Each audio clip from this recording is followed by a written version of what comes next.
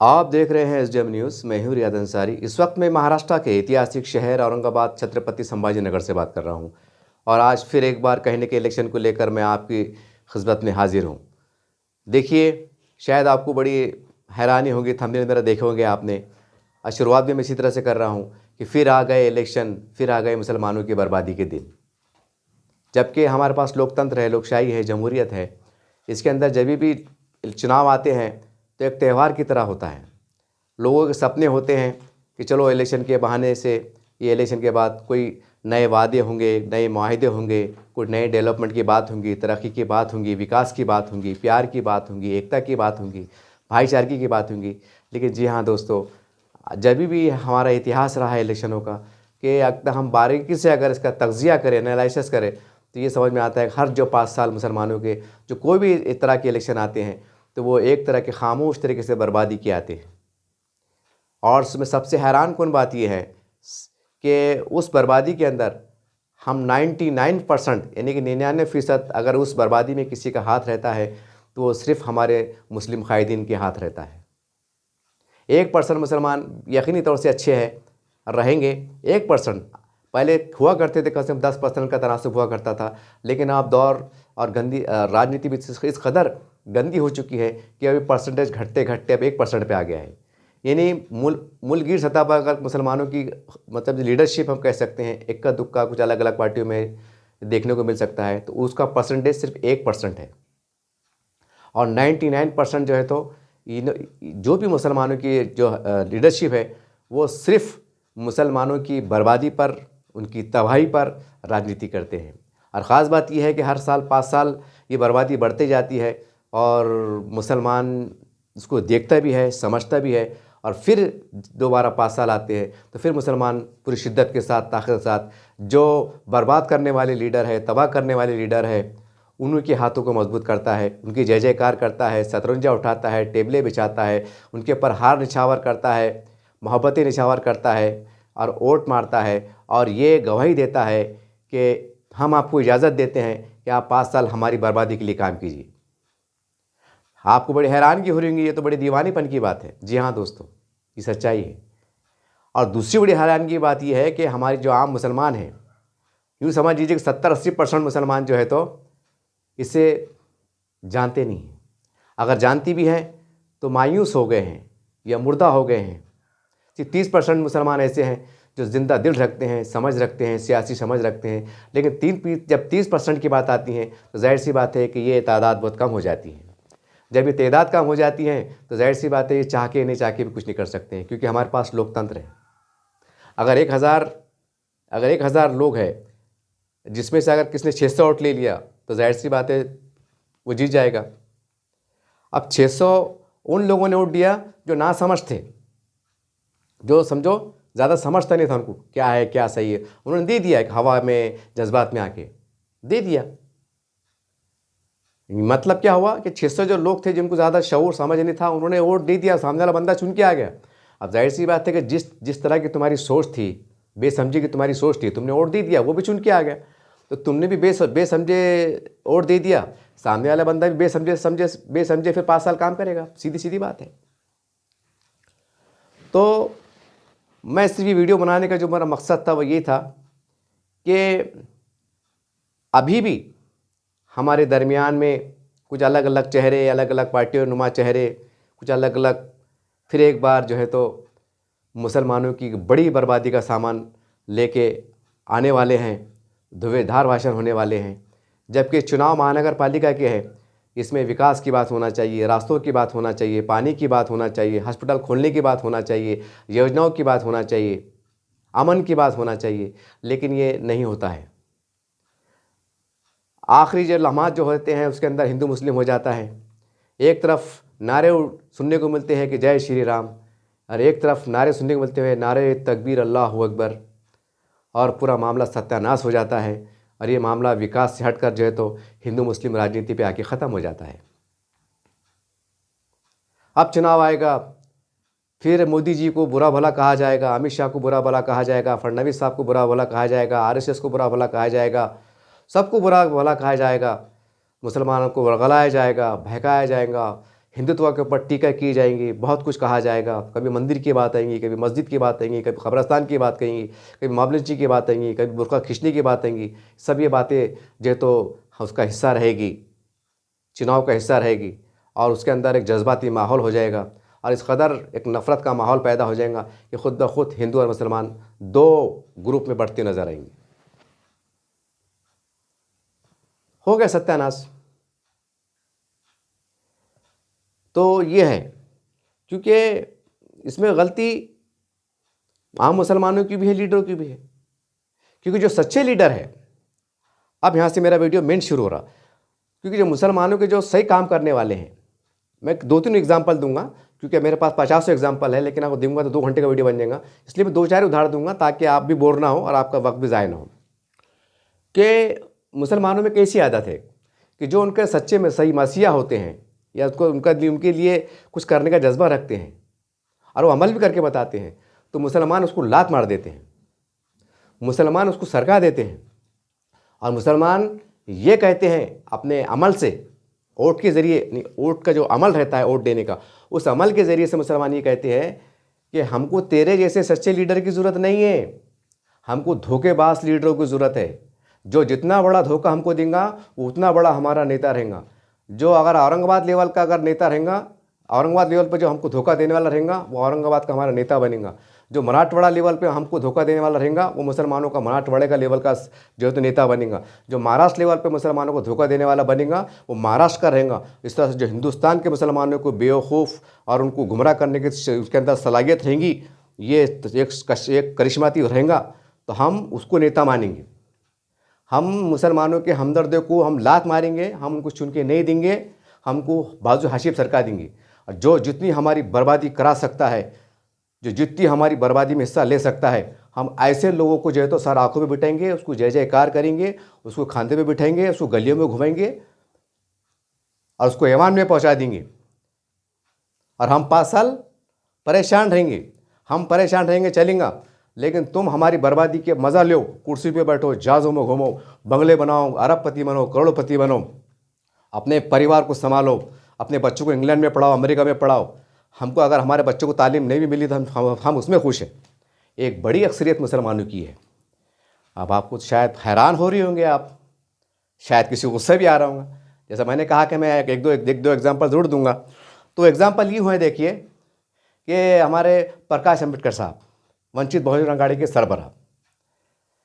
अब जब महाराष्ट्र में एक दौर ऐसा भी गुजरा कि एक मोबाइल के ऊपर फ़ोटो लगाने पे औरंगज़ेब रहमतुल्लाह अलैह की या टीपू सुल्तान की फ़ोटो लगाने पे इतना बड़ा वाद विवाद चल रहा था कि मारा जा रहा था, केस रजिस्टर्ड हो रहे थे, बहुत सी अफवाहें चढ़ रही थी, गर्दिश कर रही थी, वातावरण गर्म था कि फ़ोटो लग गई तो ऐसा समझ चलो कि आतंकवादी होगा, कि दहशतगर्द होगा। ये खौफ का आलम एक बन गया था। औरंगज़ेब का नाम लेने को एक जुर्म समझा जा रहा था कि ये दहशतगर्द है, ये देश का दुश्मन है। एक ऐसा वातावरण तैयार किया जा रहा था।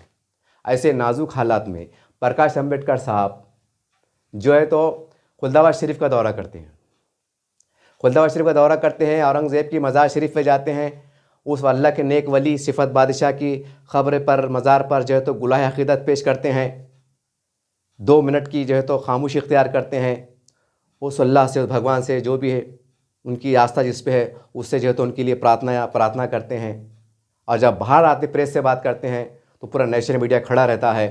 नेशनल मीडिया के सामने डंके की चोट पे कहते हैं कि जिस मैं मज़ार औरंगज़ेब मज़ार रहमतुल्लाह अलैह की मैं मज़ार की मैं ज़ियारत करके आया हूँ या कब्र से आया हूँ, वो कोई मामूली आदमी नहीं था। उन्हें हिंदुस्तान पे 52 साल हुकूमत किया, 52-53 साल जो भी हुकूमत किया, और वो अखंड भारत का बादशाह था। और उनके बारे में वो डंके की चोट पे कहते थे कि वो भारत का बादशाह था। उसके बादशाही का एतराफ़ करते हैं, उसकी सल्तनत का एतराफ़ करते हैं, उसकी कारगुजारी का एतराफ़ करते हैं, उसकी मौजूदगी का एतराफ़ करते हैं। हिंदुस्तान में उन्हें एक शासन रहा, एक शासक रहा, उसके शासक होने का एतराफ़ करते हैं, गवाही देते हैं और बहुत सी बातें पत्रकारों से कहते हैं। ये प्रकाश अम्बेडकर साहब करते हैं। खुलदाबाद शरीफ के जाते हैं तो बदले में क्या मिलता है? प्रकाश अम्बेडकर हार जाते हैं अपने हल्के से, विधानसभा हल्के से। बदले में क्या मिलता है कि बहुत सी जगह वो हार जाते हैं, क्योंकि उनका कसूर ये था कि उन्होंने औरंगज़ेब रहमतुल्लाह अलैह के मज़ार शरीफ पे गए गए और औरंगज़ेब रहमतुल्लाह अलैह के हक़ में बात करे, एक अल्लाह के वली की बारगाह में हाजिर हुए, उनके हक़ में बात करे, उनकी सच्चाई को दुनिया के सामने पेश करे, प्रशासन के सरकार की आँख में आँख डाल के बात करे कि क्या कर सकते तो मेरा करो। तो मुसलमानों ने बोले कि तुम्हारे जैसा हमको सच्चा लीडर नहीं होना। तो प्रकाश अम्बेडकर साहब भी खामोश, तो वो भी सोच रहे कि फिर कैसा लीडर होना। तो फिर मुसलमानों ने करके बताया, हमको ऐसे लीडर की ज़रूरत है जो डंके की चोट पे ये कहे कि हमको औरंगज़ेब रहमतुल्लाह अलैह से हमको कोई लेना देना नहीं, हमको ऐसे नेताओं की ज़रूरत है। प्रकाश अम्बेडकर साहब, क्या औरंगज़ेब की तारीफ़ कर रहे हैं आप? मुसलमानों ने अपने अमल से भर के बताया, हमको नहीं चाहिए तुम्हारे जैसा लीडर, हमको बचाने वाला लीडर नहीं चाहिए। जब मार पड़ रही थी औरंगज़ेब की फ़ोटो लगने से, जब मार पड़ रही थी, ये मर्द मुजाहिद मैदान में आया था और बोला था कि मैं अब जाता हूँ, मैं औरंगज़ेब का नाम लेता हूँ, मैं उनको बादशाह मानता हूँ, मैं उनको प्रशासक मानता हूँ, मैं उनकी खबर पे जा रहा हूँ, क्या कर सकते मेरे पे केस करो। तो उसके बाद पूरे महाराष्ट्र में मामला थम गया था। लेकिन मुसलमानों ने बोले थे हमको बचाने वाला लीडर नहीं होना, हमको बचाना लीडर नहीं होना, हमको वो लीडर होना जो डंकी की चोट पे कहे कि औरंगज़ेब तेरे से हमारा कोई रिश्ता नहीं, नौज़ बिल्लाह माज़अल्लाह, हमको ऐसा लीडर होना। तो सीधी सी बात है, जैसा आपको लीडर होना, अगर आपको अच्छा लीडर होगा, अगर आप चुनेंगे तो जाहिर सी बात है आपके डेवलपमेंट के काम होंगे। अगर आप ऐसा लीडर चुनेंगे कि हमको कुछ विकास के काम नहीं होना, सिर्फ जज्बात का माहौल होना, तो खाओ जूते, खाओ जूते। ये सच्चाई। ये एक मिसाल दी है मैंने आपको। दूसरी मिसाल कि जैसा किराड़पुर में सिर्फ दंगल का हवाला दिया था, देखो हुआ था 2 ग्रुप, उसमें आया था 2 ग्रुप का झगड़ा हुआ, रमज़ान मुबारक का महीना चल रहा था, पेपरों में भी वो बातें बाज़ाब्ता तहरीर शुदा मौजूद है, कई सोशल मीडिया पे मौजूद है, कई बहुत से जो छोटे मोटे लीडर हैं उनके बयानात भी जो है तो सोशल मीडिया पे मौजूद है। उसकी रोशनी में कह रहा हूँ कि 2 ग्रुप का झगड़ा था और 2 अलग ग्रुप थे, हिंदू मुस्लिम का झगड़ा था, कोई कह रहा हिंदू मुस्लिम झगड़ा था, ये सारी बातें थी, पेपरों में आया। मुसलमान के काफ़ी बच्चे पकड़े गए, जो वीडियो में देखा गया, जो मतलब कैमरे में आए, उनके ऊपर कानूनी तरह से कार्रवाई भी हुई।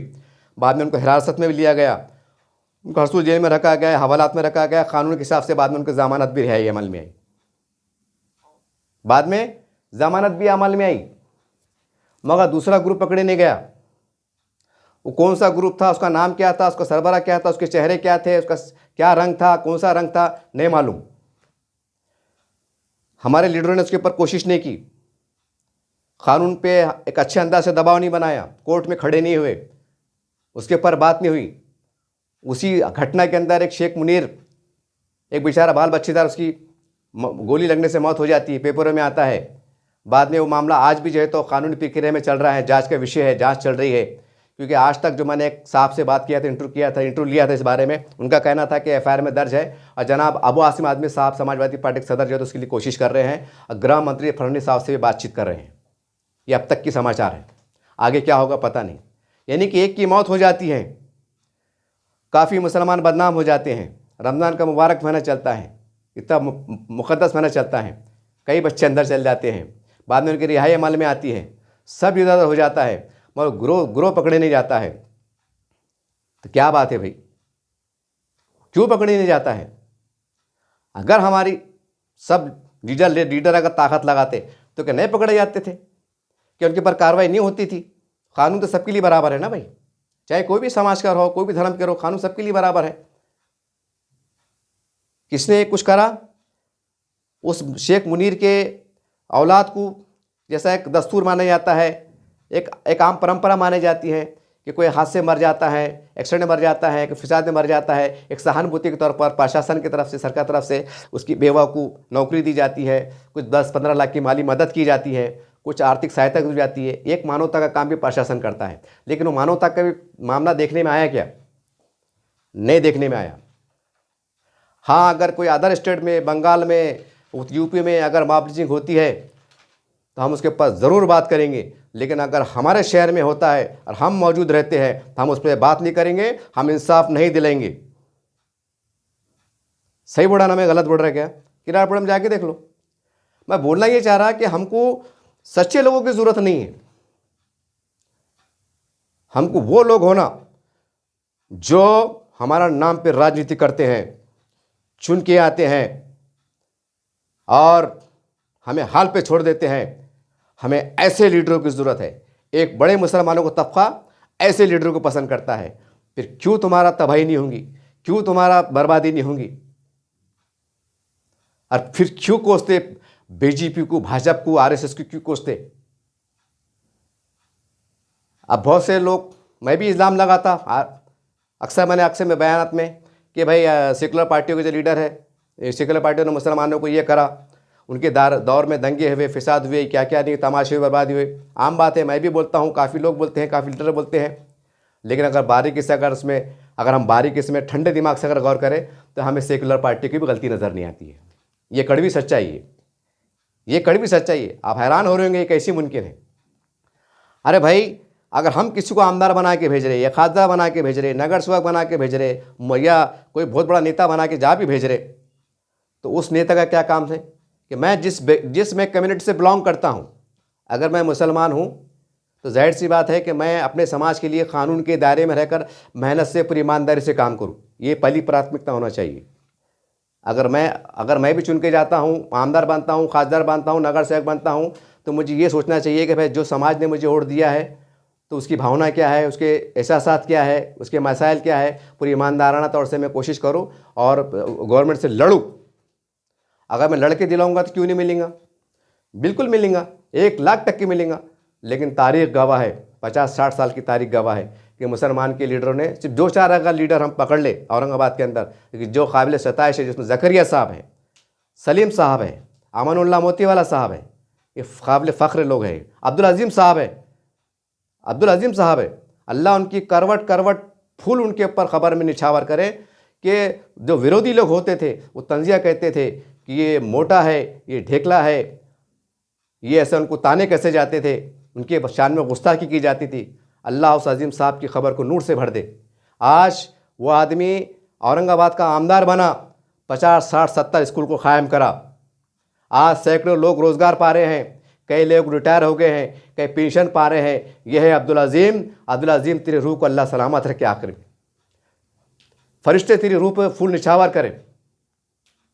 ज़करिया साहब, आपकी रूह पे अल्लाह फरिश्ते फूल निछावर करे, आपकी खबर से नूर से भर दे कि आपने जो है तो वो काम किया जो मुसलमानों के गुरूर, उनकी तशख़्ख़ुस, उनकी गैरत, उनकी हमियत को 4 चांद लगा दिए। और हिंदू मुस्लिम का भी वो एकता का संदेश देके गए कि आज हिंदू मराठा लोग भी बोलते हैं कि औरंगाबाद का जब नाम आता है विकास का तो रफ़ीक ज़करिया का नाम लेना नहीं बोलते हैं। ऐसे भी लीडर गुजरे हैं। क्या वो मुसलमान नहीं थे? कि वो अंदर से कुछ और थे? कि वो नमाज नहीं पढ़ते थे? कि अल्लाह का नाम नहीं लेते थे? लेकिन नहीं, अब हम नए मुसलमानों ने हमने अज़म कर लिया है कि जो हमारे सौदे करेगा, जो हमें बड़े ज़्यादा से ज़्यादा हमको जो है तो मीठा बोल के लच्छेदार भाषणों में हमको खपाने के लिए तैयार रहेगा, मोर्चाबंदी करेगा, हम उसके साथ में डंके की चोट पे जाएंगे और 5 साल जो है तो पानी को तरसते रहेंगे, सिर्फ निवेदन पे निवेदन देते रहेंगे। हम मोर्चे भी निकालते रहेंगे, टाइम गारत करते रहेंगे, पैसे गारत करते रहेंगे और हाथ में कुछ भी नहीं आएगा। हमारे मुकद्दर में ये है, यानी कि आज चुनाव आगे हैं, यानी बर्बादी का वो एक शेड्यूल आया है कि मुसलमानों अब नया शेड्यूल आया है 5 साल के अंदर लोकशाही मास से। चुनो कैसा, कौन सा नेता चुनना चाहते हैं जो तुमको ज़्यादा से ज़्यादा बर्बादी में पहुंचा सके, चुनो। आपको आपके अख्तियार में है, बाबा साहब ने आपको इख्तियार दिया है, चुनो, ताकि चुनने के बाद आप 5 साल जो है तो अपनी विकास की बर्बादी का, अपनी उसका मातम मनाते रहे और हर 5 साल में जब इलेक्शन आए तो उसके अंदर बरसी भी मनाए और फिर एक नए मातम की तैयारी करें। ये सच्चाई है। इलेक्शन हो जाएंगे, आड़े टेढ़े रिजल्ट आ गए, फिर गंदी राजनीति शुरू हो जाएंगी, फिर बम मारते बैठेंगे, कचरा नहीं उठ रहा, गाड़ियाँ नहीं आ रही, लाइट चल जा रही, ऐन रमज़ान के टाइम रात में लाइट चल जा रही, ऐन ईद के टाइम लाइट चल जा रही, पानी नहीं आ रहा, ऐसा हो रहा, वैसा हो रहा, विकास नहीं हो रहा, ड्रेनेज लाइन फुट गई, गाड़ी नहीं आ रहा, ये नहीं आ रहा, वहाँ जाके फिर बोल रहे फिर टेक्निकल मसला आ रहा, आस्तीन चढ़ा के जा रहे, साहब रमज़ान का महीना है, लोग तरावी सराई कर रहे हैं, लाइट क्यों जा रही है? अधिकारी बड़े जनाब बैठो, कैसा है वो नागपुर हाईवे का जो हाईवे ना, वो लाइन आ रही, उसका अंदर गड़बड़ आ गई, उसका काम चालू है, ट्रांसफ़र का काम चालू है। अब क्या गल्ला पकड़ के मारते हैं अधिकारी को? हो गया टेक्निकल प्रॉब्लम। एड़े चाले करे तो सरकारी काम में अड़थड़ा, जाओ हड़सुल के अंदर 3 दिन रह के आओ फिर। यानी बराबर तरतीब से, डिसिप्लिन से काम होता, मतलब डिसिप्लिन से। अधिकारी नहीं बोलता अरे यार मुसलमान आएगा उठाओ उसको डालो गाड़ी में, ऐसे नहीं करते हो, आन देते, ज़रा चिल्ला पुकार कर आन देते। वो बेचारा बोलता अरे साहब अरे साहब अरे साहब, कैमरे लगे रहते, सब रहते सब। अब तो एडवांस ज़माना है, फिर ज़्यादा अड़े चाले हो गए। हॅलो साहेब असा असा झाला, हाँ फोन लावा, फोन आती गाड़ी, होगा बांधकाम। ये होता फिर, मतलब सब डिसिप्लिन से होता, कायदे में होता, कानून से होता। कानून से हट के कुछ भी नहीं होता। अब इसका जिम्मेदार कौन होता? इसके जिम्मेदार कौन होते फिर? ये है मसला। तो बोलने का मतलब ये, वीडियो जो बनाने का मकसद ये था मेरे कि हमको सच्चे लीडर नहीं चाहिए। जैसा मैंने आपको बोला, ज़कीर साहब की मिसाल दिया, अमानुल्लाह साहब की मिसाल दिया, ये बेचारे चले गए, प्रकाश अम्बेडकर साहब की मिसाल दिया, लेकिन नहीं होना हमको। हमको वो होना, हमको हक पसंद लीडर नहीं होना। जब मुसलमान कुत्ते की तरह मार खा रहे थे, जो तो मोबाइल पे अगर औरंगजेब रहमतुल्लाह अलैह फोटो पे हमले हो रहे थे, शक के दायरे में लिया जा रहा था, कार्रवाई हो रही थी, देश धुरे जैसे कई बातें हो रही थी, माहौल गर्मा गया था। प्रकाश अम्बेडकर साहब, मैंने आपको एग्जाम्पल दिया ये तो, लेकिन वो आते हैं, मुसलमानों के बेबाक नुमाइंदगी करते हैं, लेकिन मुसलमान बोलते हैं प्रकाश अम्बेडकर साहब हमें आप नहीं चलते। आपने सच क्यों बोला? हमें आप नहीं चलते। तो प्रकाश अम्बेडकर साहब भी परेशान, फिर आपको कौन चलते? अब सवाल है ना, फिर आपको कौन चलते? तो मुसलमान अपने अमल से बता रहे हमें वो लोग चलते जो डंकी की चोट पे कहे कि औरंगजेब तेरा हमारा कोई रिश्ता नहीं, हमें वो लोग चलते। अब क्या कर सकते फिर? अब कुछ भी नहीं कर सकते। अब फिर इलेक्शन हो जाएंगे, फिर चलेगा मामला। फिर क्या कहते हैं, ये फिरका परस्त है। अब चुनाव के अंदर बात होंगी, ये हिंदू राष्ट्र की बात करने वाले हैं, ये हिंदुत्व की बात करने वाले हैं, ये मुसलमानों के दुश्मन हैं, ये ऐसे है वो वैसे है, ऐसी बात होंगी। और यही लोग, मैं माफ़ी के साथ कहूँगा कि यही लोग हिंदुत्व को मानते हैं, यही लोग हिंदुत्व को मानते हैं। आप हैरान हो रहे होंगे कि हिंदुत्व को कैसे मानते होंगे। तो अगर इसकी सबसे बड़ी मिसाल तो कम से कम 1000 मैं दे सकता हूँ, वीडियो 6 घंटे का बन जाएगा, इसलिए मैं आपको 2-3 मिसाल दूंगा शॉर्ट के अंदर, ताकि आपके समझने में आसानी जाए। इसकी सबसे बड़ी मिसाल मैं आपको 2-3 दूंगा, ज़्यादा नहीं दूंगा। सबसे बड़ी मिसाल ये है कि बाबरी मस्जिद का फैसला आता है, इसमें आस्था का भी जिक्र आता है, और वो फैसला आने से पहले पूरे मुल्कगीर सतह पर एक माहौल क्रिएट होता है कि औरंगाबाद में माहौल मैंने आंखों से देखा हूँ, शहरियान ने देखा है। उसकी बिना पर मैं कह रहा हूँ कि जितने भी पॉलिटिशियन हैं, पंचायत समिति में बोलो, खेड़े पाड़े के लेवल पे बोलो, ग्राम पंचायत के लेवल पे बोलो, पुलिस पटेल के जरिए से बोलो, मुसलमानों को जमा किया गया, बड़े बड़े जिम्मेदारों को जमा किया गया फैसले के एक दिन पहले कि देखो कल फैसला आने वाला है, फैसला जो भी आएगा जैसे भी आएगा, हमें अपने शहर का, गांव का लैंड ऑर्डर ख़राब होने देना नहीं है, और फैसले को कबूल करना है, और सरकार का, पुलिस प्रशासन का ताउन करना है, मदद करना है, सहयोग करना है। पूरे देश के अंदर ये माहौल चला 2 दिन 24 एकदम जंगी स्तर पर। फिर रिपोर्ट हो गई कि हमने सब समझा दिया है, मना दिया है, फैसला जो भी आएगा देखेगा। फैसला आया तो उसमें बोला कि भाई ये मंदिर को जगह दी जाती है। चलो मुसलमानों ने लब्बैक कहा। और ख़ास बात यह है, अब यहाँ इंटरलैंड करने वाली बात यह है कि वो मुसलमान जो 50 साल से इसके ऊपर राजनीति कर रहे थे, मुसलमानों को गुमराह करने का काम कर रहे थे, मुसलमानों को जज्बात में लाने का काम कर रहे थे, पता नहीं कैसी कैसी हिंदुत्व पे भद्दी किस्म की बातें करते थे, उनकी तरफ से पहला बयान आता है सुप्रीम कोर्ट इज सुप्रीम। अब ये जुमला किसने कहा, यूट्यूब पे जाके सर्च करो। मतलब हमको ऐसे लीडर होना जो जब तक चल रही हम चलाएंगे, और जब वक्त आया तो पलटी मार देंगे। अब हम कबूल कर रहे हैं ना भाई, इसमें हमारे हिंदू भाइयों की गलती क्या है? जो 100 करोड़ हिंदू भाई, उनकी गलती क्या है? हमारी गलती है ना, मान लिया हमने। अब राम मंदिर क्या है, और उन्होंने कहा था कि जब हम, और उनका भाजपा का एजेंडे में था कि जब हम हिंदू राष्ट्र की जो है तो पूरा अमन तरीके से, लोकतंत्र तरीके से, पूरे विश्वास में लेके हम काम करेंगे, तो उसकी पहली नींव जो संग बुनियाद का पत्थर है वो राम मंदिर है। रखे और आपने वेलकम किया। जो भी हाँ दिल में नाराज़गी रही, जो भी रही, वो आज भी है, गिले है, शिकवे है, लेकिन जो भी है, लेकिन ये भी सच्चाई है कि आपने तस्लीम किया। ये एक सबसे बड़ा सबूत। दूसरा सबसे बड़ा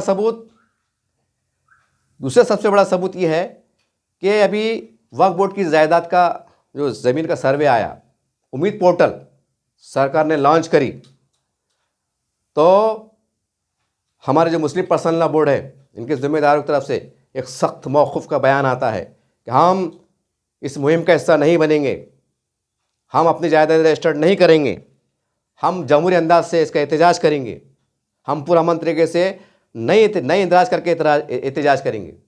पूरे मुल्क में माहौल फैलाया गया। जब मोदी जी डंडा चलाया, जब मुझे चला है कि अगर इसके अंदर जायदाद रजिस्टर्ड नहीं हुई तो सरकार बिल्कुल अपने शिकंजे में ले लेंगी, फिर कोई सुनवाई भी नहीं होंगी, ना रास्ते बंद रहेंगे। तो होश ठिकाने आ गई, अकल ठिकाने आ गई। 3-4 महीने बर्बाद होते हैं, फिर वही बड़े फैसला करते हैं, जल्दी करो, जल्दी करो, जल्दी करो, रात में बैठो, रात दिन करो, रात दिन करो, अपीलें जारी करते हैं।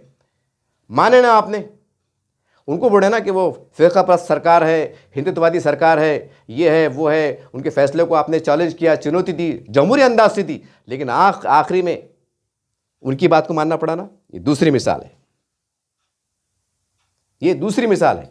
अब तीसरी मिसाल क्या है कि हमारे पास अभी 2-4 साल पहले हमने देखा महाराष्ट्र में कि बकरीद का टाइम आता है, और बकरीद के टाइम ही जो है तो मेरे ख्याल से हमारे हिंदू भाइयों की एकादशी को त्यौहार आता है, बहुत बड़ा त्यौहार आता है हमारे हिंदू भाइयों का। वो त्यौहार आ गया, यानी जिस दिन पहला दिन कुर्बानी का अफजल तरीन होता है, उसी दिन एकादशी भी आ गई। फिर महाराष्ट्र के अंदर जो तो फडणवीस साहब ये सब बैठे कि भाई अब ये मामला ऐसा है, क्या करना चाहिए। तो फिर मुसलमानों ने उन्होंने फैसला लिया, एक समझदारी का मुजाहरा दिया कि हम एक दिन कुर्बानी वो करते हैं, रोक देते हैं, और हमारे हिंदू भाइयों को त्यौहार को हम वो नहीं होने देते, उनकी आस्था को भंगने लगान देते हैं। तो कुर्बानी पीछे ली गई, कुर्बानी पीछे ली गई। पहला दिन अफजल है और ये शरीयत का उसका हिस्सा है, जबकि हम ये भी कहते हैं कि नुक्ता भी इस्लाम के निज़ाम में हम एक नुक्ता भी ज़ेर ज़बर नीचे पर बर्दाश्त नहीं कर सकते। डंके की चोट पे बोलते हैं, सारी बात करते हैं, और जब ऐसा मौका आता है तो बोलते हैं ठीक है, हम हमारे हिंदू भाइयों का आस्था ख्याल करते हैं और जो है तो करते हैं। ठीक है, आपने किया, एक अमन के लिए किया, प्यार के लिए किया, एकता के लिए किया, बात सही है। मैं ये नहीं कहना चाहता हूँ कि आपने गलत किया, लेकिन सवाल ये है कि आपने सरकार की बात को माना ना, राम मंदिर की बात को माना, वक्फ बोर्ड की जो ज़मीनात को माना। इतने बड़े मुक़द्दस त्यौहार जिसका बराह रास्त ताल्लुक़ अल्लाह रब्बुल आलमीन से है, उसकी बराह रास्त ज़ात से है, उसके नबी की ज़ात से है, उसके मामला से है, हाई लेवल का मामला है। वहाँ भी कहने कहीं कंप्रोमाइज़, अल्लाह के घर का मामला बराह रास्त अल्लाह घर से, वहाँ भी कहने कहीं आपने हिकमतन करे, यानी कि कहीं ना कहीं सरकार की माने ना आपने। सरकार किसकी? भाजपा की। और क्या बड़े ए मोदी तेरे को उखाड़ देंगे, ए अमित शाह तेरे को उखाड़ देंगे, ए टकलू, ए ये ए वो। और जब टाइम आ रहा, जी माए बाप एड़े चाले मत करो, नहीं करते ना, तो हमारे एकादशी बिल्कुल कुर्बानी होना नहीं। बिल्कुल जी जनाब, सुप्रीम कोर्ट का फैसला है, बिल्कुल जी जनाब है। अब मुसलमान पीछे ऐसे लोगों को सर पे खाने बिठा रहे, राम बोड़े के वो बदमाश है। अब क्या करते हैं, अब कैसा करते हैं? आप इसे सच्चे मानना पड़ेंगे ना। ये एक मिसाल होगी, मिसाल है नहीं ये। अब औरंगाबाद की एक मिसाल, जब भी रामनवमी आती है, किराड़पड़े के अंदर राम मंदिर सामने, वहाँ के जो मुकामी जो मुसलमान है, बाशऊर समझदार मुसलमान है, वो जो तो हमारे जो सैकड़ों हज़ारों हिंदू भाई आते हैं, तो उनके लिए शरबत का, पानी का, मंडप का इंतजाम करते हैं, फूल पेश करते हैं, स्वागत करते हैं कि आइए हमारे मुस्लिम महल्ले में आपका राम मंदिर है, सैकड़ों साल पुराना मंदिर है, और हमारे पास हम उसके मुहाफिज है, हम उसको धक्का नहीं लगने देंगे, नुकसान नहीं पहुँचाने देंगे। एक तरह का पैगाम भी जाता है। करते हैं ना आप? क्यों करते हैं? मोहब्बत के लिए, एकता के लिए, भाईचारे के लिए करना भी चाहिए। तो राजनीति में नफरत क्यों?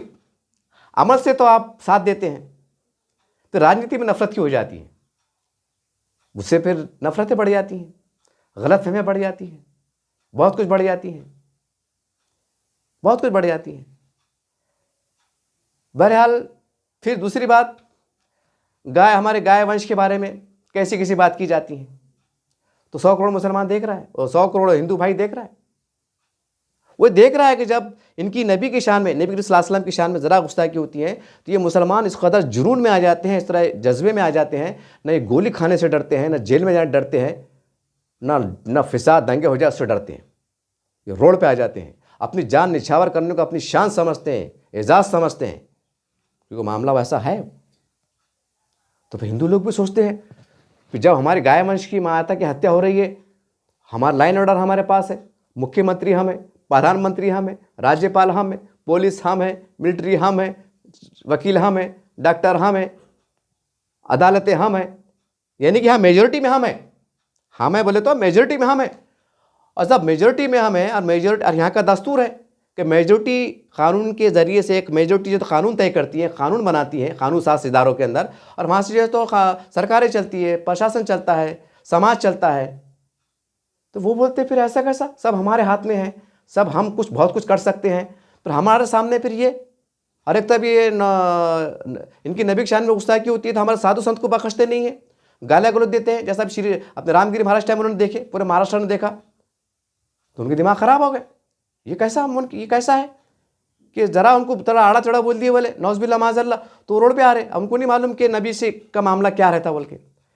अब वो क्या करेंगे, अब वो इल्ला इल्म है, जाहिर सी बात है वो दीन से दूर है, तो उसको क्या कर सकते हैं अपन। हमें पता है ना उसकी अजमत, उसकी अहमियत।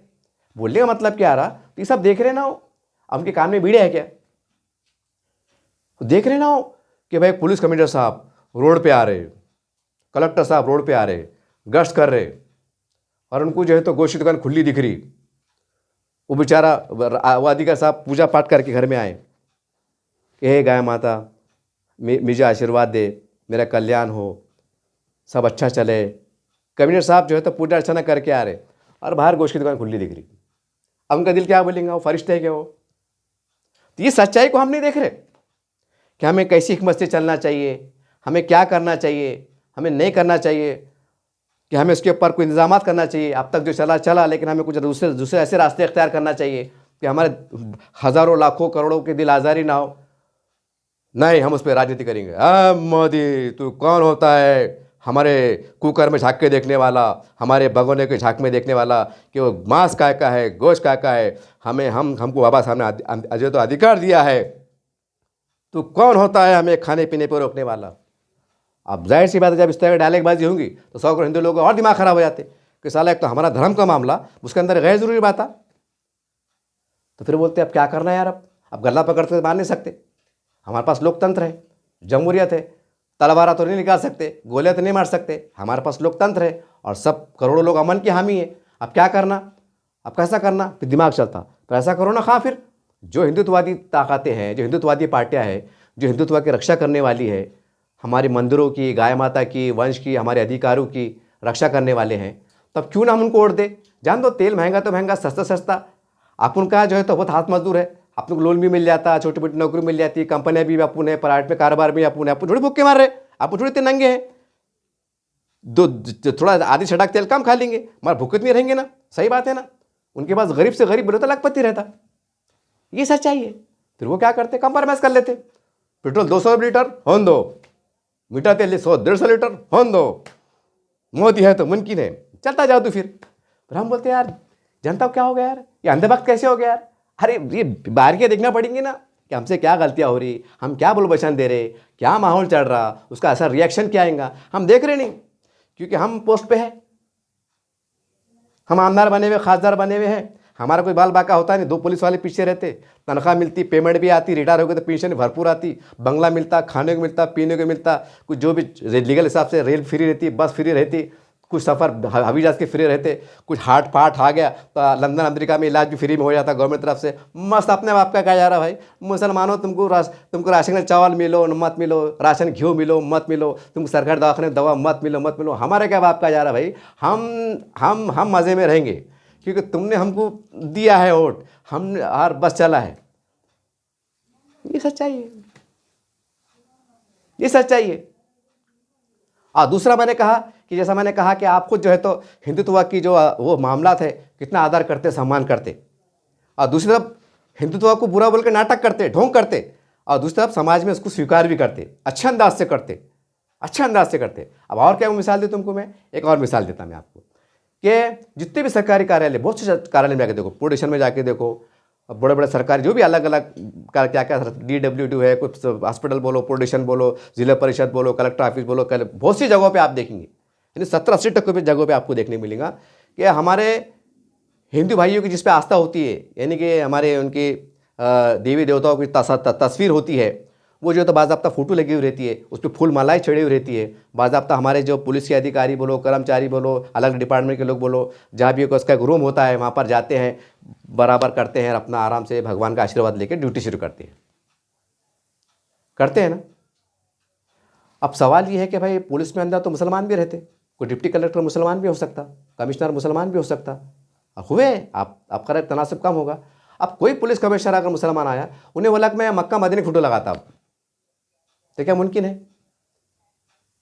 अरे भाई वो भी अधिकारी है ना, उनका भी एक धर्म है, जैसा इनका एक धर्म है उनका भी एक धर्म है। सम्मान तो सबको बराबर है ना, अधिकार तो सबको मिलेगा कानून के हिसाब से, तो उसमें बुरी बात क्या है? मैं भी एक अधिकारी हूँ, मैं भी सेवा दे रहा हूँ, मेरा भी अपना एक धर्म है, मैं अपने धर्म का पालन कर रहा हूँ, कोई बुरी बात नहीं। अगर वो पूजा पाठ करते हैं तो उनका पालन कर रहे हैं, कोई गैर कानूनी काम नहीं कर रहे हैं, कोई गैर कानूनी काम कर, बल्कि आशीर्वाद लेके वो भगवान से ये दुआ करते हैं कि हम हमारे से अच्छा काम हो, हम प्रशासन की अच्छा सेवा दे सके, हम जनता की अच्छा सेवा दे सके, इस तरह से मनोकामना करते हैं और ड्यूटी पर लगते हैं। तो क्या बुरा करते हैं? कोई बुरा नहीं कर रहे। सवाल क्या है कि वहाँ भी किसने बोला कि भाई यार ये तो सेकुलर देश है, यहाँ तो इस तरह की कोई अनुमति नहीं है, अगर उस कानून कायदे से अगर देखा जाए तो, लेकिन चल रहा है। मगर किसी ने कुछ बोला, कोई मुसलमान ने कुछ बोला आजकल नेताओं ने कि भाई ये सबको बराबर सम्मान मिलना चाहिए, अगर सबके अगर मामले पूजा पाठ का अधिकार है सबको मिलना चाहिए।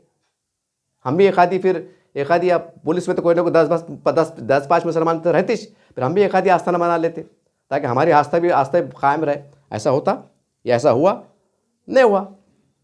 खैर मैं विवादित बात नहीं करना चाह रहा, मैं आपको ये बोलना चाह रहा कि आप कितनी रिस्पेक्ट करते हैं, मैं आपको ये बोलना चाह रहा, विवादित बात नहीं कर रहा मैं आपको, ना मैं इसके खिलाफ है, लेकिन आप रिस्पेक्ट करते हैं, देखते हैं, रिस्पेक्ट भी करते हैं, ये होगा। यानी कि मान रहे हैं ना आपने, तो फिर राजनीति स्टेज पे मुखालिफत क्यों करते हैं?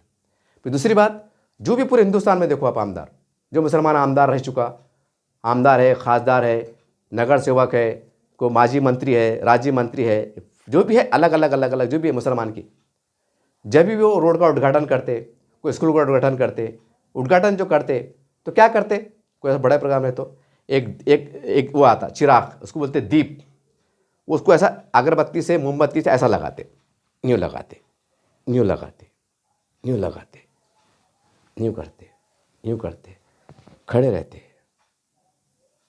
फिर वो नारियल देते, फिर भगवा कलर की कपड़ा शाल आती वो देते, फिर वो यूँ करते, उसके बाद भाषण शुरू होता, उसके बाद कार्यक्रम शुरू होता। ये क्या है? ये कहीं ना कहीं हिंदुत्व का, हिंदू कल्चर का एक भाग है, एक हिस्सा है। तो उसमें मुसलमान भी खड़े रहता, वो भी चिराग जलाता। देखो आप बहुत से कार्यक्रम में जब रोड का उद्घाटन होता, एक पत्थर आता, अरे बोले भाई उद्घाटन हो रहा, साहब आ रहे। कोई भी मुसलमान क्या करे, ना बोले नारियल लेते और पत्थर पे फट बोल के आवाज़ आती, फोड़ते, ओ टालिया फूल के हार, वो नारियल थोड़ा खाओ, थोड़ा मैं भी खाता, खाओ। अभी नारियल फोड़े आपने, क्या है ये? अरे भाई आप तो मुसलमान है ना, आप मुसलमान लीडर है ना, आपके मुसलमान के महल्ले में कार्यक्रम चढ़ा ना, साथ में हिंदू अधिकारी खड़े हुए, मतलब आप मुसलमान हैं, आपका वार्ड मुसलमान है या आपका क्षेत्र मुसलमान है, तो फिर आपने क्या करना चाहिए? हेलो मैं बोल रहा हूँ फला लीडर, मदरसे की तरह 10 बच्चे भेजते ज़रा, वो ज़रा वो रोड का उद्घाटन हो रहा, कुरान खानी करने का है, मदरसे के बच्चे आ रहे, कुर्सियाँ बैठ रहे, हाँ, औज़ु बिल्लाहि मिनश शैतानिर रजीम, बिस्मिल्लाहिर रहमानिर रहीम, अल्हम्दुलिल्लाहि रब्बिल आलमीन, ऐसा जिक्र अफ़तार की होता, दुरूद शरीफ की महफिल ये होती। फिर इन्नल्लाह मलाइकतुहु युसल्लूना अलन नबी या अय्युहल्लज़ीना आमनू सल्लू अलैहि वसल्लिम तस्लीमा, अल्लाहुम्मा सल्लि अला सय्यिदिना मौलाना मुहम्मद व अला आलि मुहम्मद कमा बारकता कमा सल्लैता अला इब्राहीम व अला आलि इब्राहीम इन्नका हमीदुम मजीद, सुब्हाना रब्बिल इज़्ज़ति अम्मा यसिफून व सलामुन अलल मुरसलीन अल्हम्दुलिल्लाहि रब्बिल आलमीन, आमीन आमीन सुम्मा आमीन। ये लीजिए, शिरनी लीजिए, पीड़ी लीजिए, हाँ लाओ, फोड़ा कहाँ है, मारो, अल्हम्दुलिल्लाह, शुक्र अल्लाह तेरा। ऐसा होता नहीं होता, नारियल पक बोल के आवाज़ आती, और जितनी जोर से आवाज़ आई उतनी जोर से तालियां बजती। होता ना, नारियल फोड़ना क्या है ये?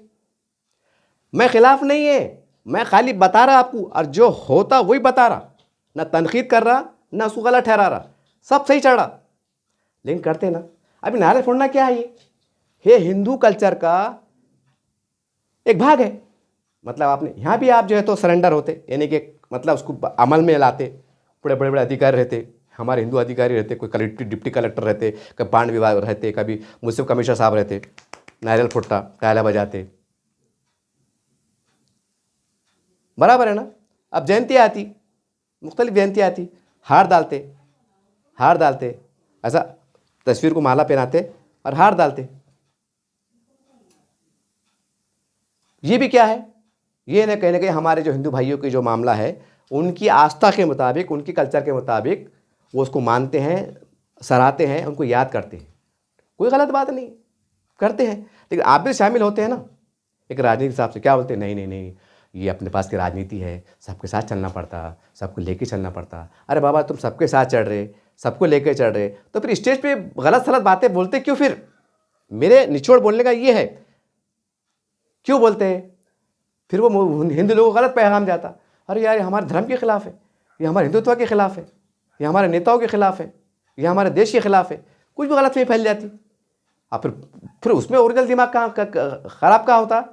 जो लाखों हिंदू देखते, टीवी पे दिखता ना, अब तो व्हाट्सएप फेसबुक का ज़माना है, कोई कोई कर रहा है, मोदी, अरे तूने औरत को छोड़ के बैठा, अरे तेरे से औरत संभालने नहीं गई, और तू क्या देश को संभाल रहा, ऐसे पकापक भाषण होते। तो उसमें क्या होता, जो मैदानों में कुर्सियाँ बैठे रहते ना हज़ारों, अगर मुसलमान के कार्यक्रम चल रहा तो हज़ारों मुसलमान क्या करते, तालियां बजाते, हुर्रे हुर्रे। हिंदू लोग बोलते यार फिर साला ये आदमी बोल रहा ठीक है, लेकिन 1 लाख लोग बैठ के तालियां बजा रहे, हुर्रे हुर्रे हुर्रे हुर्रे, इसका मतलब ये हुआ कि ये जो बंदा बोला ये मुसलमान को सही मान रहे। उनके दिमाग में बैठ जाती हो बात, आप कुछ नहीं कर सकते ना। अब चुनाव हो जाते, सब इधर हो जाते, फिर हल्लू से खबर आती, एक फेरी वाले को मारे, कुछ भी आरोप लग जाता है, फिर हल्लू से खबर आती, एक गाड़ी को रोक लिए। क्यों रोके? तो बोले उसमें गाय मांस था, गाय वंश का मांस था, पकड़ लिए। फिर हमारा त्यौहार आ रहा, गलत बात है, हमारे 100 मीटर के दायरे में हम बर्दाश्त नहीं करेंगे, मुसलमानों ने नहीं लगाना, क्योंकि वो मांस खाते, वो वे कारोबार करते, उससे जुड़े हुए लोग हैं, हमको भरोसा नहीं है, उनको 100 मीटर दूर रखो, हमारे बाज़ारों दूर रखो। फिर पेपर में न्यूज़ आती, फिर बयान आते, मतलब ऐसा होता। फिर तुमने ताला बजाए थे ना, अब जिसके लिए ताला बजाए थे वो पट्टा था अमेरिका, लंदन, दुबई, तो समझ रहे ना, जहाज़, वीआईपी कंडीशन, बड़े बड़े कारोबार, बड़े बड़े करोड़ों रुपए की बातें चढ़ी, कंपनी खोले जा रही, वो अपनी करोड़ों की दुनिया में खुश, और तुम मौसी गाड़ी लेके भाग रहे, अरे ट्रैफिक पर गाड़ी आई, अरे भागो भागो भागो भागो, अरे ऐसा होगा, अरे ऐसा होगा। भरो 5 साल। क्यों? क्योंकि उन्होंने देखे ना, जिन्होंने हमको गाली दिए, हमारे नेताओं के बारे में बुरा बुरा बोले, जिसको हम हिंदुत्व के मसीहा मानते, जिसको हम भगवान के रूप में देखते, उनकी पूजा अर्चना करते, उनको इतना सम्मान करते, उनके पैर छूते, और तुम उनको बोले ए टकलू, ए मोदी, ए अम्मुक, ए ढम्मुक, तो कान में मिले नहीं ना उनके। वो बोलते हैं ऐसा, कुछ नहीं करते, फिर वो कुछ नहीं करते। फिर 5 साल बहुत मज़ा आती, फिर 5 साल बहुत मज़ा आती। अच्छा, ईद की रमज़ान शुरू हो गया, लाइट आ रही जा रही, तुम छिड़ रहे, तुम ऑफिस पे जा रहे, फिर वो अधिकारी बोला, अरे बाबा ऊपर से ट्रांसफ़र ख़राब है, मैं क्या करूं, बड़े साहब से बात करो। बड़े साहब बोलते, देखो काम चल रहा, माहौल ख़राब मत करो, त्योहार का टाइम चढ़ा, समझ गए ना। फिर बोलते हाँ साहब। फिर बाहर आके बोलते, मैंने साहब को बोला 2 दिन में लाइट आ जाएंगी, शाम तक लाइट आ जाएंगी। अरे बाबा, तो दिन भर के बाद अगर 2 दिन के बाद लाइट आ रही तो 24 घंटे लाइट बंद रह रही ना। तुम्हारे चिल्ला से, पुकारने से, आशीष चढ़ाने से कुछ हुआ क्या? यह है बुनियादी बात, समझ रहे आप बात को? यह है बात। ये मतलब यह है कि हमारा देश एक मेजॉरिटी का देश है। अब गया ज़माना वो, अब सेकुलरिज्म की जो बातें हैं ना, ये सिर्फ दिखावे पे रहेगी। ये सिर्फ दिख रहा, इसके पर्दे के पीछे कुछ और बात है। जो नई पीढ़ी जो जन्म ले चुकी, जिसकी उम्र आज 30 साल 35 साल की है, नई पीढ़ी हिंदुस्तान के अंदर, और हमारा देश नौजवानों का देश है। और जाहिर सी बात है, मेजॉरिटी को एक ख्वाब दिखाया गया, एक सपना दिखाया गया कि इस देश के कई टुकड़े हुए, कई टुकड़े हो गए, जिसमें ईरान भी था, अफगानिस्तान भी था, ये सब इस्लामी राज बने। बाद में 47 के बाद पाकिस्तान बना, उसके बाद बांग्लादेश बना, फिर एक रियासत कश्मीर नाम से, वो भी कहीं ना कहीं मुसलमानों के इसमें है, उसके मुख्यमंत्री जो है तो मुसलमान है। तो इनको एक सपने दिखाया गया। फिर हमारे पूरे दुनिया के अंदर, पूरे देश में जब इस्लामी राष्ट्र हो सकता है, ईसाई राष्ट्र हो सकता है, बुद्धिस्ट राष्ट्र हो सकता है, तो हिंदू राष्ट्र क्यों नहीं हो सकता? फिर उनका वो लॉजिक सही साबित होता, फिर उनके अरमान जागते, फिर वो लोकतंत्र के माध्यम से पुरअमन तरीके से उसके लिए तहरीक चलाते, फिर तहरीक चलाते वो लेते, फिर वो पार्टी जुड़ते, तो उसके अंदर जो हिंदुत्ववादी ताकतें हैं, जो पार्टियाँ हैं, उनके साथ जुड़ते, उसके ऊपर आगे बढ़ते। तब मुसलमानों ने ऐसे हालात में बीच का रास्ता निकालना, मध्यस्थता करना, प्यार मोहब्बत से रहना, ले और दो की पॉलिसी इख्तियार करना, लेकिन नहीं। फिर वो तारीख में ये भी पढ़ते हमारे हिंदू भाई कि 950 साल जो तो मुगलों ने हुकूमत करे, हमारे हिंदू भाइयों ने सारा आंखों बिठाया, उनको नवाब बनाया, उनको बादशाह बनाया, उनको मुग़ल बादशाह बनाया, सम्राट अकबर बनाया, पता नहीं क्या क्या बनाया। यहाँ पर हमने उनको मतलब टैक्स दिया, क्या क्या दिया, वो तो बाहर से आए थे, तो दौलत लेकर तो नहीं आए थे। यहीं से उन्होंने जमा करके जो तो ताजमहल बनाया, मकबरा बनाया, लाल किला बनाया, क्या क्या ने बनाया, यहाँ की जनता के पैसे से लेकर बनाए थे ना। तो ऐसा नहीं था कि उस टाइम को बैंक था, अफगानिस्तान काबुल से पैसा आ रहा था, वो सब देखते हो या तारीख में लिखा हुआ है। वो बोलते हमारे पैसे से बना हुआ है, क्या फ़र्क पड़ता, आज बनाए तो एहसान करेगा, तुमने बादशाही करे, तुम सम्राट बने, हमारे लोगों ने 10-10 बार फर्स्ट सलाम करे। तो फिर उनको एहसास होता कि जब 900 साल हमने इनको सारा आंखों बिठाया, कि नवाब बनाया, बादशाह बनाया, तो फिर यार हमारा हिंदुत्व के रूप में मुख्यमंत्री देखना क्यों नहीं चाहते? एक हिंदुत्व के रूप में हमारा देश को देखना क्यों नहीं चाहते? एक हिंदुत्व के नाम पर मुख्यमंत्री देखना, प्रधानमंत्री देखना क्यों नहीं चाहते? एक हिंदू राष्ट्र के निर्माण में भूमिका देना क्यों नहीं चाहते? जबकि हमने इनको 900 साल जो है तो बिठाया, तो फिर ये हमारा साथ क्यों नहीं देते? उनके दिमाग में सवाल खड़े होते। और हालांकि उसके अंदर भी हम अच्छा रास्ता निकाल सकते कि ठीक है बाबा, तुमको क्या करना है करो, खाली झगड़े लफड़े की बातें मत करो, जातिवादी की बातें मत करो, विकास की बात करो, प्यार से बात करो, आगे चलो, ऐसा हो सकता। लेकिन मसला क्या आ गया हमारे पास के जो, जैसा मैंने कहा अभी थोड़ी देर आधा घंटा पहले, कि 90% जो मुसलमान है ना, तो ये क्या करते, अगर ये ऐसा करेंगे तो इनकी कुर्सियाँ चल जाएंगी, इनके पार्टियाँ दफन हो जाएंगी, सेकुलर पार्टियाँ दफन हो जाएंगी, फिर बचता कुछ नहीं राजनीति को। फिर वो दंगे कब होंगे, मुसलमान मारे कब जाएंगे, जेल में कब जाएंगे, फिर कब मतलब लूट मार होंगी, फिर सब बंदे ये बंद हो जाएंगे ना, फिर हम अमन का देश बन जाएगा, जैसा कहा जाता है कि राम राज बन जाएगा, ये अमन का देश बन जाएगा। लेकिन हो नहीं देना नहीं चाहते, ये बोलते नहीं ऐसा होगा, तो उनको भड़काते, ऐसा होगा तो ऐसा हो जाएगा, ऐसा हो जाएगा, ऐसा उल्टा होते जाता। तो कुल मिला के बोलने का मतलब ये था कि ये आपके जो इलेक्शन है, जैसा मैंने हेडिंग में आपने पढ़े, उसको उन्वान में ये दे रहा हूँ कि आ गए इलेक्शन, आ गए मुसलमानों की बर्बादी के दिन। अब महासभा का दिन है, अब 15 तारीख को आपको क्या करना है, ना मैं कि पार्टी के पक्ष में हूँ ना खिलाफ हूँ, पहले वजाहत कर दूँ।